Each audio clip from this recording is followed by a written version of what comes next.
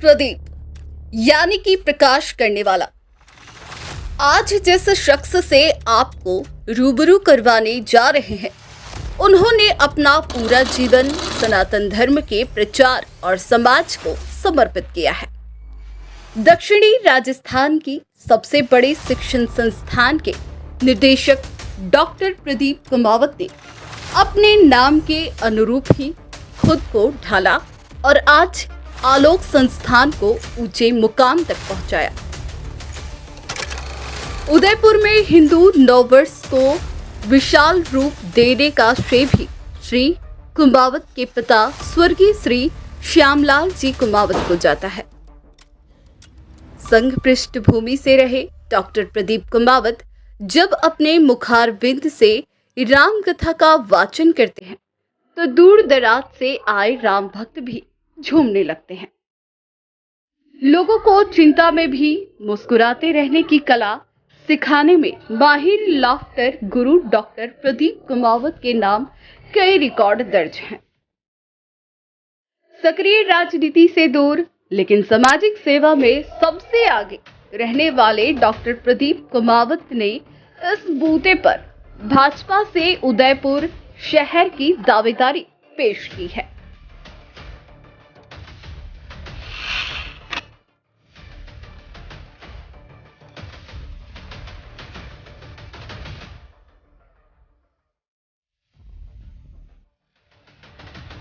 नमस्कार, मैं हूं मनु राव और आप देख रहे हैं हमारा खास कार्यक्रम नेतागिरी। इस कार्यक्रम के माध्यम से हम तमाम उन जनप्रतिनिधियों से आपको मिलाने जा रहे हैं और उनसे रूबरू करवा रहे हैं जो अपनी प्रबल दावेदारी संगठनों से कर रहे हैं और उनको लगता है कि वो विधायक के दावेदार हो सकते हैं या आने वाले विधायक हो सकते हैं। हमारा मकसद सिर्फ इतना है कि मतदान ज्यादा से ज्यादा हो। हम तमाम उन जन नेताओं से आपको रूबरू करवाएं जो आने वाले विधानसभा चुनाव में अपनी भागीदारी करने वाले हैं, चुनाव लड़ने वाले हैं। इसी कड़ी में आज हमारे साथ जो शख्सियत है वो किसी परिचय की मोहताज नहीं है। जी हाँ, कभी आपको हंसाते हुए वो मिल जाएगी, कभी शहर के चौराहों पर नववर्ष के दिन तिलक लगाते हुए आपको मिल जाएगी और बहुत बड़े शिक्षाविद हैं डॉक्टर प्रदीप जी कुमावत हमारे साथ हैं। नमस्ते सर, कैसे हैं आप? नमस्कार मनु भाई, बहुत अच्छा हूँ मैं। बहुत ही उत्तम कार्य कर रहे हैं कि जनता तक एक लोगों की आवाज़ पहुंचाने का जो आप काम करें उसके लिए मैं आपको बहुत बहुत बधाई देता हूँ। जी, हमारे कार्यक्रम का जो नाम है वह है नेतागिरी और वैसे यूं देखा जाए तो आप नेतागिरी में कभी नजर नहीं आए, क्या कहेंगे इस बारे में? मैं ये सोचता हूँ कि नेतागिरी केवल राजनीति तक नहीं होती, लीडरशिप जो होती है वो एक सोशल लीडरशिप भी होती है और मैं समाज को नेतृत्व देने का काम हर जगह करता हूँ, चाहे धार्मिक क्षेत्र हो, शिक्षा का क्षेत्र हो या पर्यावरण की बात हो या संस्कृति संरक्षण की बात हो। तो उन सभी जगहों पर दिशा देने का काम, नेतृत्व देने का काम, तो इसको सीधी भाषा में आप बोले कि नेतागिरी, हाँ राजनीतिक नेतागिरी हमारी नहीं है लेकिन सामाजिक नेतागिरी इस दृष्टि से हमारी पूरी है और समाज को दिशा देने का काम कर रहे हैं। जी प्रदीप जी, हिंदू नववर्ष की अगर बात करें उदयपुर शहर में, और मैं भी जहाँ तक समझता हूँ कि उसकी मूर्त रूप देने में और उसको विशाल बनाने में प्रदीप कुमावत और आलोक स्कूल का बहुत बड़ा योगदान रहा है, इसके बारे में क्या कहेंगे और उस समय क्या सोच आपके दिमाग में आई? आज से कोई 40 साल पहले मेरे पिताजी ने एक सोच रखी कि अपना नया साल क्यों न मनाया जाए और उन्होंने जब ये विचार छोटे रूप में उन्होंने रखा तो मेरे दिमाग में, चूंकि मैं युवा था और उस समय मेरे दिमाग में ये मन में ये बात बैठ गई, मैं कॉलेज फर्स्ट ईयर में आया ही था, तो मैंने कहा इस विषय को बहुत बड़ा किया जा सकता है और उदयपुर के स्कूलों के बच्चों को इकट्ठा करके एक रैली निकाली तो वो इतनी बड़ी हो गई कि वो एक छोर सूरजपोल था और दूसरा छोर घंटाघर होते हुए गुलाब बाग तक पहुंच चुका था। तो 2 साल में ही उसको फिर बंद करना पड़ा कि ये वाइबल नहीं है। तो फिर उसके बाद इसका प्रारूप धीरे धीरे बदलता गया, लेकिन जो चौराहे पर तिलक लगाने वाला जो कार्यक्रम था वो यथावत रहा। बाकी सारे कार्यक्रम बदलते रहे और बाद में जाकर पूर्व संध्या वाला जो कार्यक्रम गनगौर घाट पर होता है या दूध तलेपुर जो नगर निगम के साथ होता है, वो इतना स्थापित हुआ कि पूरे विश्व में अगर नववर्ष मनाने का आह्वान कहीं से प्रारंभ हुआ तो वो उदयपुर से हुआ। और उसका श्रेय उदयपुर की जनता को तो देता ही हूँ, लेकिन आलोक संस्थान के वो बच्चे जो सड़क पे खड़े होकर जिन्होंने इतने साल तिलक लगाए, यानी कि आप यूँ समझे कि 40 जनरेशन 40 12th के जो बच्चे निकल के आगे बढ़ गए होंगे, तो इतने बच्चे निकल कर उन्होंने तिलक लगाकर ये संदेश पूरी दुनिया में फैलाया है। गत वर्ष की अगर हिंदू नव वर्ष की बात करें जो गांधी ग्राउंड में हुआ था, तो उसमें प्रदीप जी को बिल्कुल भुला दिया गया है, क्या कहेंगे? मैं समझता हूँ कि वो संगठन भी अपना है और उन्होंने अपने विचार से उस कार्यक्रम को अपने ढंग से किया, उसमें मुझे कोई आपत्ति नहीं। और मुझे उन्होंने बुला नहीं दिया, उन्होंने मुझे बुलाया था और मैं गया भी। लेकिन हाँ, जिस स्तर पर उसको इतने बड़े स्तर पर किया गया, तो अच्छा होता उस समय कि एक बात ये कही जाती कि इस बात को उदयपुर से स्वर्गीय श्री श्यामलाल जी कुमावत ने उठाया, तो शायद हमको बहुत अच्छा लगता। जी, वैसे तो आपको परिचय देने की ज़रूरत नहीं, लेकिन अपने जो काफ़ी यूट्यूबर्स जो अपने हैं, यूट्यूब पे है, केबल पे हैं और बाहर से भी लोग हमें देखते हैं, तो एक बार प्रदीप जी कुमावत का पारिवारिक और राजनीतिक परिचय जानना चाहते हैं। मेरे पिताजी संघ के विभाग कार्यवाह हैं।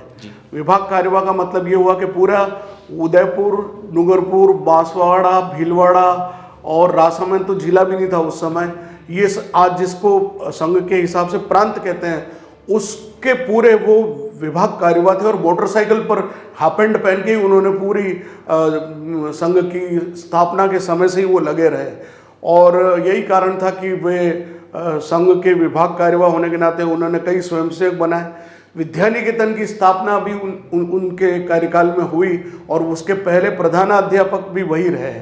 और उसके बाद वो चुनाव भी लड़े। वो सबसे कम उम्र के पहले पार्षद जो थे वो मेरे पिताजी थे। उसके बाद उन्होंने कई विश्व हिंदू परिषद, भारत विकास परिषद, ये सब विरासत में वो संस्कार मेरे भी रहे।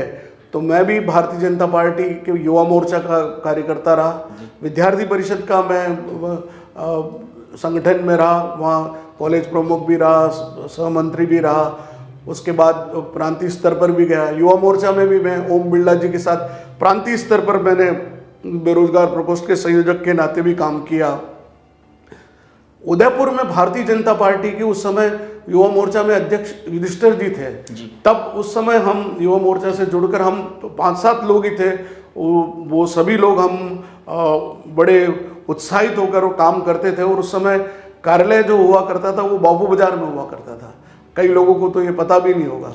और उस समय उदयपुर में राष्ट्रीय कार्य समिति की बैठक भारतीय जनता पार्टी की यहाँ उदयपुर में सहेली पैलेस होटल में हुई थी। और तब हमने जितने बड़े बड़े नेता हैं, मंगल सेन से लेकर अटल बिहारी वाजपेयी से लेकर सुषमा स्वराज से लेकर आडवाणी जी से लेकर सबको, सारी वाहनों की व्यवस्था हमारे जिम्मे थी। तो तीसरे दिन अंत में जब अधिवेशन पूर्ण हुआ तो अटल जी ने बुलाकर हमारा सम्मान किया।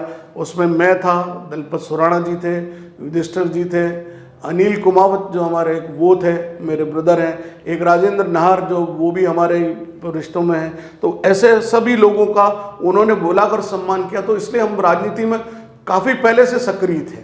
जी, अगर बात करें, आप बता रहे हैं कि राजनीति में काफ़ी पहले से सक्रिय थे, लेकिन भारतीय जनता पार्टी के कई कार्यक्रमों में या जो भी है, मैंने मतलब कभी प्रदीप जी कुमावत दिखते नहीं है, क्या कहेंगे इस बात को लेकर आप? जहाँ तक सार्वजनिक कार्यक्रम होते हैं तो वहाँ तो हमने अपने हिसाब से जाते हैं, लेकिन जहाँ पार्टी का आमंत्रण नहीं हो और अगर जिस स्तर पर मेरी अपनी मैं पहुँचा हूँ तो वहाँ मेरा अपना एक स्वाभाविक जैसे स्वाभिमान जिसे हम कह सकते हैं कि कोई स्वाभिमान के साथ कोई अच्छी जगह, अगर मुझे झाझम में बैठने में भी कोई आपत्ति नहीं है, मैं तो दरी पर भी बैठने को तैयार हूँ, लेकिन कोई बुलाए नहीं तो मैं ज़बरदस्ती जाकर बैठूँ और उनको ये लगे कि ये ज़बरदस्ती घुसपैठ करना चाहते हैं, तो बस वो एक दूरी। बाकी विचारधारा को पुष्ट करने का काम जो कार्यालय में बैठते हैं वो कितना करते हैं वो तो वो आकलन करें, लेकिन हम विचारधारा को, सांस्कृतिक राष्ट्रवाद की जो बात है या भारत के राष्ट्र निर्माण की बात है, युवाओं व्यक्ति निर्माण के माध्यम से राष्ट्र निर्माण की बात है, वो हम कर रहे हैं। और वो बहुत कुछ जो विचारधारा है वो उसको पुष्ट करने का काम हम कर रहे हैं। जी, वैसे यूँ देखा जाए तो चुनाव तो हर 5 वर्ष में होते हैं, निगम के भी बड़े 70 वार्ड हो गए अब, लेकिन जब ओबीसी महापौर की सीट आई तभी प्रदीप कुमावत जी दिखने लग गए।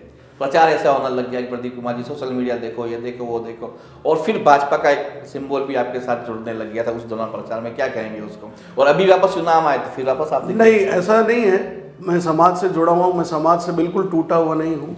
और राजनीतिक दृष्टि से जैसा मैंने कहा कि मैं मनु भाई एक बात कहना चाहता हूँ कि जो पॉलिटिक्स होती है, एक होती है ऑर्गेनाइजेशनल पॉलिटिक्स यानी संगठनात्मक राजनीति, एक होती है इलेक्टोरल पॉलिटिक्स जो चुनावी राजनीति होती है, और एक होती है पॉपुलर पॉलिटिक्स यानी जो लोकप्रियता के उसमें होते हैं। ऐसे कई हम फिल्म स्टार्स देखते हैं जिनका न तो संगठन से कोई लेना देना होता है, न राजनीति से कोई लेना देना, लेकिन उनको चुनाव लड़ाया जाता है उनकी लोकप्रियता बनाने के लिए, तो वो अलग अलग विषय हो जाते हैं।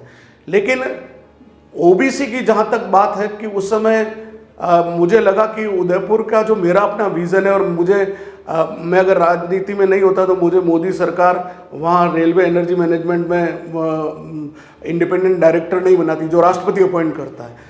तो वहाँ पर जब मैंने काम किया, और मैंने मेरे काम से सरकारी बहुत सारे काम किए मैं उस पर फिर चर्चा करूँगा, लेकिन उस समय ओबीसी सीट पर जब आए तो लोगों ने ये कहा कि आप जैसा व्यक्ति विजनरी लीडर अगर आता है तो इस शहर का भला होगा।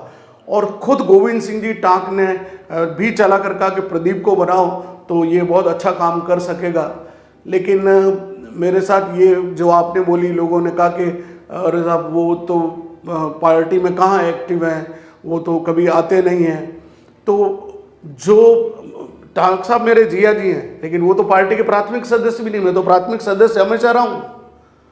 उससे पहले रजनी जी महापौर बनी तो वो भी राजनीति में नहीं थी जी, वो भी अन्य संगठनों में थी, तो मैं तो राजनीति में पहले रह चुका हूँ। तो उसी आधार पर कि जब ये लोग बन सकते हैं तो मैं तो राजनीति का अनुभव भी किया हुआ है, और मुझे अगर मौका देंगे, और मैंने निवेदन भी किया था कि मुझे अगर अवसर देंगे तो मैं अच्छा काम करके दिखाऊंगा। लेकिन मैं इसको अपना दुर्भाग्य मानता हूँ, मुझे अवसर नहीं मिला, इसके लिए मैं किसी को दोष नहीं देता। इस बार आपने दावेदारी रखी है क्या? इस बार मैंने जहाँ दावेदारी पहुँचानी वहाँ तक पहुँचाई है। कल जरूर दावेदारी के लिए जिन लोगों को बुलाया था, मुझे भी फ़ोन आया था, लेकिन मैं कार्यक्रम में व्यस्त था इसलिए वहाँ नहीं पहुँच पाया। लेकिन मैंने मेरी दावेदारी, मेरे मेरिट बेस पर मेरा जो प्रोफाइल है, मैंने जो कार्य किए हैं, मेरी जो एजुकेशन है, जिस प्रकार नरेंद्र मोदी जी का विचार है, सोच है कि एक ऐसे अच्छे लोग राजनीति में आगे आने चाहिए, तो उसी दृष्टि से कि राजनीति में एक शक्ति मिलती है किसी काम को करने की। आज मेरे पास बहुत अच्छा विज़न है, लेकिन मैं उसको तब तक इम्प्लीमेंट नहीं कर सकूंगा जब तक कि मेरे पास राजनीतिक शक्ति नहीं होगी। तो इस दृष्टि से मैंने अपनी दावेदारी वहाँ रखी है। आपका संघ से जुड़ाव रहा है, भारतीय जनता पार्टी से आप बता रहे हैं कि आपने सालों तक काम किया है। उदयपुर शहर में लगातार भाजपा के विधायक रहे हैं, बोर्ड तो हमेशा 6 बार होकर बनता है, कितने संतुष्ट हैं आप?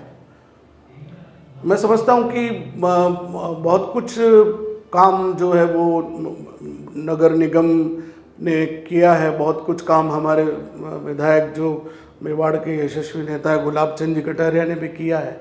लेकिन जिस स्तर का ये विश्व स्तर का शहर है उदयपुर, उस शहर के मुताबिक अभी बहुत से विकास के काम किए जाने बाकी हैं, और उसके लिए मैं सोचता हूँ कि एक विजनरी डॉक्यूमेंट, भले ही वो आपके उदयपुर न्यूज़ के माध्यम से भी तैयार क्यों ना हो, एक ऐसा ब्रॉड विजन जो आने वाले 50 साल में उदयपुर कैसा होगा। जैसे हमारे नरेंद्र मोदी जी बार बार कहते हैं कि आने वाले 50 साल बाद भारत का नक्शा क्या होने वाला है, तो वो विजन उदयपुर में चाहिए। और इसके लिए कोई भी राजनीतिक दल हो, भारतीय जनता पार्टी हो, कांग्रेस हो, सबको मिलकर एक ऐसा विजन बनाना चाहिए। जैसे मैं समझता हूँ अभी नरेंद्र मोदी जी ने जिस तरह से भारत मंडपम बनाया, ऐसा एक छोटा उदयपुर में मैं समझता हूँ एक कॉन्क्लेव के लिए एक ऐसा सेंटर डेवलप किया जाना चाहिए उदयपुर में, जहाँ पर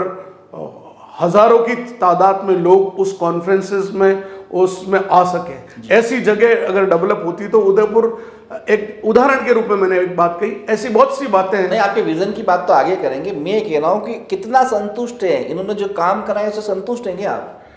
मैं समझता हूं कि जितना होना चाहिए उतना तो नहीं हुआ, लेकिन फिर भी संतुष्टि का लेवल तो जो काम कर रहे हैं उनको भी नहीं होना चाहिए, क्योंकि बहुत सारे काम आप बाकी है। साइकिल पे बहुत लंबी दूरी तय करते हैं, कई बार आपके वीडियो सोशल मीडिया में वायरल होते हैं और बहुत सारे आप ज्ञानवर्धन बातें करते हैं। एक छोटी सी बात है, आयड की जो नदी है जो जा रही है, उस नदी को सीमेंट से ढका जा रहा है और किनारा किया जा रहा है, क्या ये सही है? क्या पिछली बार भी ऐसा हुआ? काफी सारा जो था बनाया हुआ निर्माण कार्य वो उदय सागर की तरफ रुख कर दिया, पूरा कचरा है तो जाना ही था, स्पीड से इतना बह गया। क्या संतुष्ट है आप इससे? नहीं, इसका पूरा मास्टर प्लान अगर बना के इसको वेनिस की तरफ बनाया जाने की इच्छा है, तो उसके लिए आपको उसके जो कंटूर्स हैं, बहुत टेक्निकल बात है, उसके कंटूर्स के लेवल को चेक करके और वहाँ पर छोटे छोटे चेक डैम्स की तरह बैरिकेडिंग करनी चाहिए थी, आपको बैरियर बनाने चाहिए थे, या जिनको आप छोटा डैम भी कह लीजिए, एनीकट कह लीजिए। लेकिन वो होके और उसके बाद अगर आप इस चीज़ को डेवलप करते तो शायद पूरे 12 ही महीने उनमें पानी रहता, और जहां आपको रिलीज करना होता तब आप रिलीज करते। ये जो बीच में जो गटर बनाई ना, ये टेक्निकली गलत है, मैं तो इससे सहमत नहीं हूँ कि इससे कुछ होने वाला है। अभी भी अगर इनको करना है तो उसको पूरा पक्का करके, जैसे आप गांधीनगर जाएंगे तो उन्होंने रिवर फ्रंट को किस तरह डेवलप किया, वैसे डेवलप करना चाहिए। विजन आपके पास तो ऑलरेडी है। उस रिवर फ्रंट को आप कोटा में जाके देखिए, रिवर फ्रंट को उन्होंने किस ढंग से डेवलप किया, और वैसा ही यहाँ डेवलप हो सकता है। आप छोटी सी गटर आपने बना दी, उसकी यूटिलिटी क्या है मेरे भी समझ में नहीं आई। जी, हिरन मगरी की सड़क के बारे में क्या कहेंगे? 20 सड़क में पार्क बना दिया और वो तो बिल्कुल वो तो मैं 100% उदयपुर का कोई भी व्यक्ति उस सड़क के बारे में, जिसको हम सोचते हैं कि बहुत अच्छी सड़क बनेगी, लेकिन वो इतनी, एक सामान्य लेमैन भी कहेगा कि ये क्या कर दिया, इतनी चौड़ी सड़क का कचरा कर दिया जहाँ पता ही नहीं पड़ रहा हो क्या रहा है। और कई बार तो मैंने देखा पार्क में लोग रहने की बजाय वहाँ पर जो कालबेलिए हैं वो सब जो लोग हैं उन्होंने कर रखा है। तो ये तो गलत हुआ जी।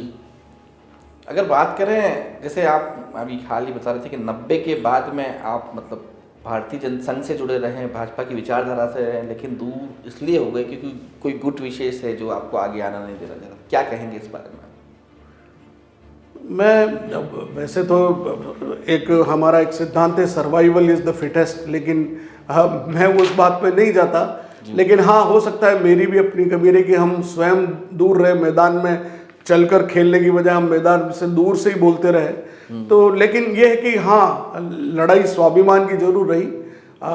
मुझे कई बार मैंने मेरी तरफ से प्रस्ताव भी रखा कि मुझे कोई ऐसा काम दिया जाए तो मैं करने को तैयार हूँ, और अभी भी मैं तो इस मन से कह रहा हूँ, मुझे कोई ज़रूरी नहीं कि हर व्यक्ति चुनाव लड़े और हर व्यक्ति विधायक बने, लेकिन ऐसे बहुत से काम हैं जिनमें सरकार को एक विजनरी लीडर्स की जरूरत होती है। नहीं, क्या ऐसी वजह रही कि आप भारतीय जनता पार्टी में सक्रिय नहीं रहे? कोई तो वजह होगी। आप बता रहे 90 से आप अलग हुए, तो 33 सालों का सफर। हाँ, हो सकता है कि वो एक शायर ने खूब कहा कि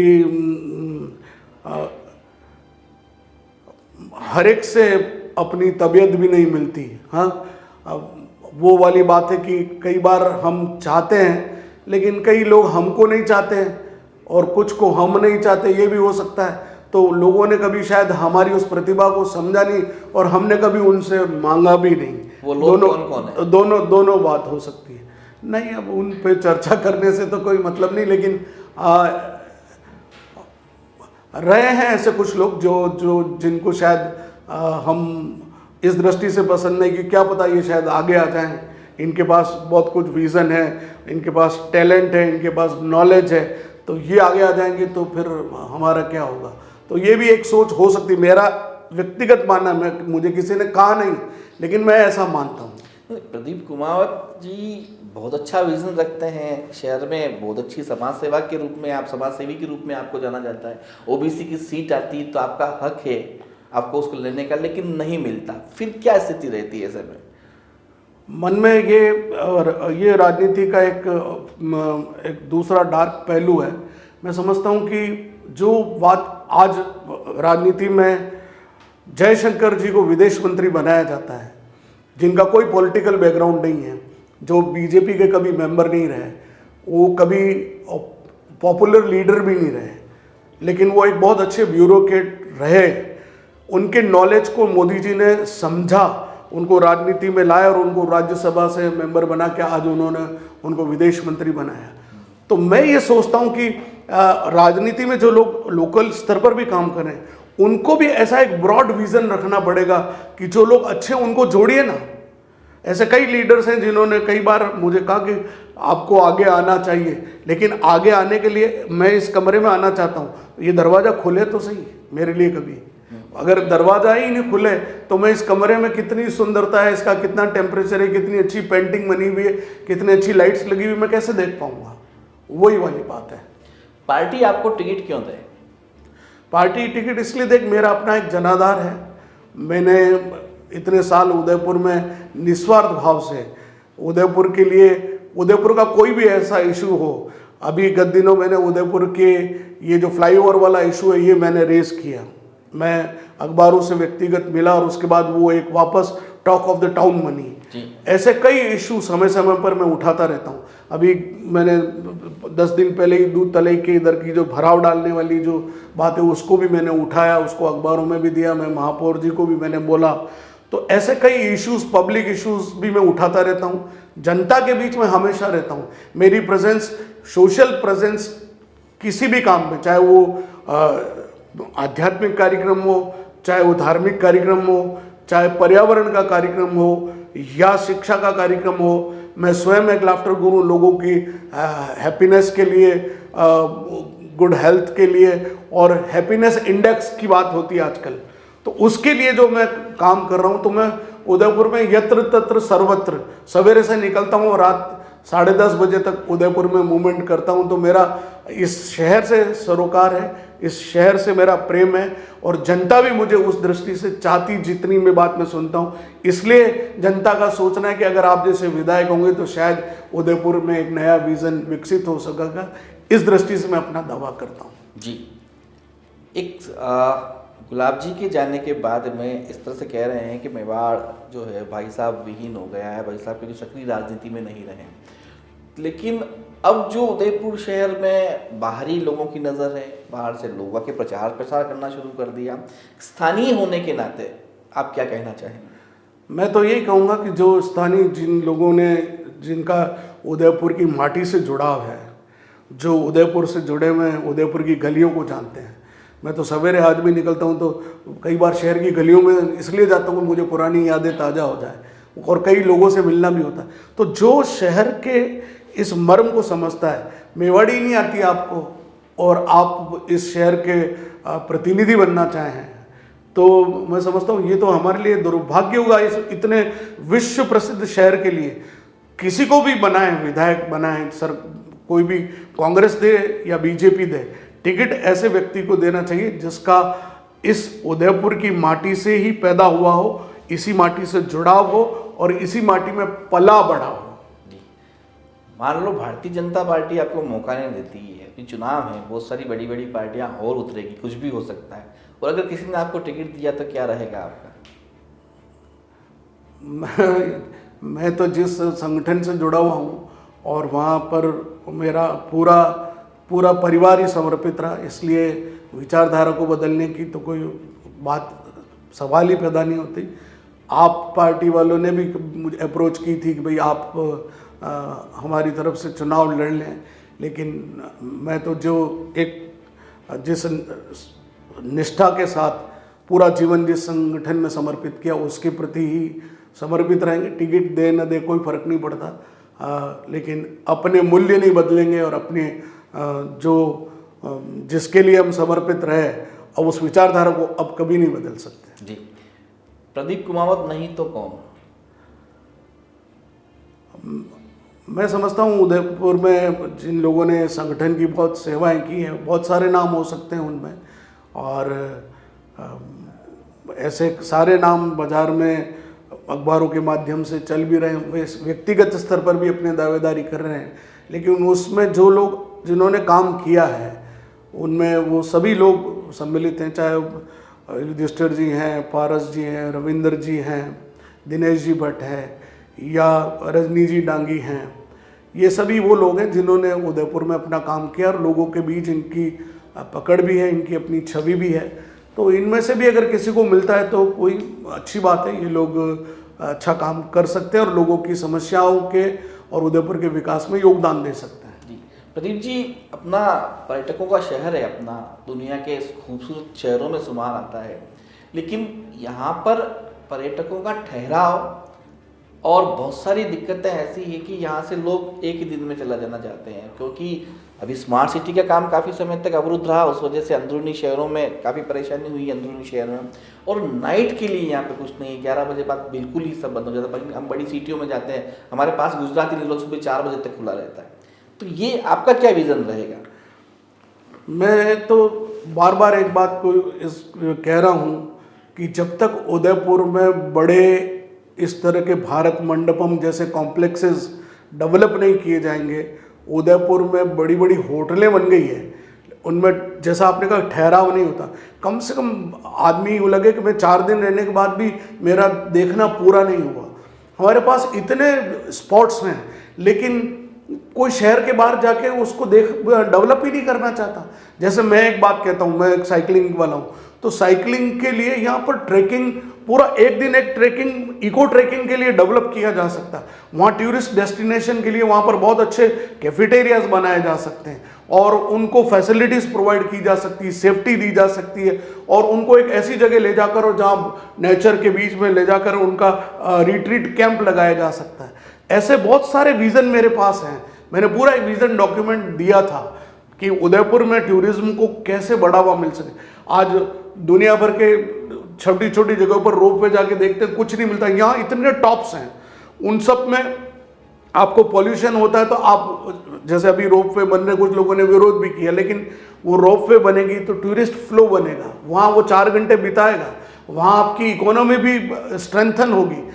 फतेह सागर के किनारे मैंने रजनी जी को एक सुझाव दिया था कि इस झील के एक कोने में जहाँ पर आपका मदार नहर आके गिरती है, वो पूरा डल एरिया है, वहाँ पूरी गंदगी पड़ी रहती, उस पे आप एक एम्फी थिएटर खुला मंच रखिए और वहाँ अपने उदयपुर के टैलेंट को 7 बजे से 8:30 बजे तक कोई भी आके अपनी प्रतिभा का परिचय दे सकता है। ऐसे बहुत सारे मेरे पास डॉक्यूमेंट्स हैं जिनको अगर अपन करें ना, तो मैं समझता हूँ उदयपुर से बढ़िया टूरिस्ट सेंटर पूरे भारत में नहीं हो सकता, इतनी जगह है यहाँ पर। अपने चयनकर्ताओं को क्या कहना चाहेंगे आप?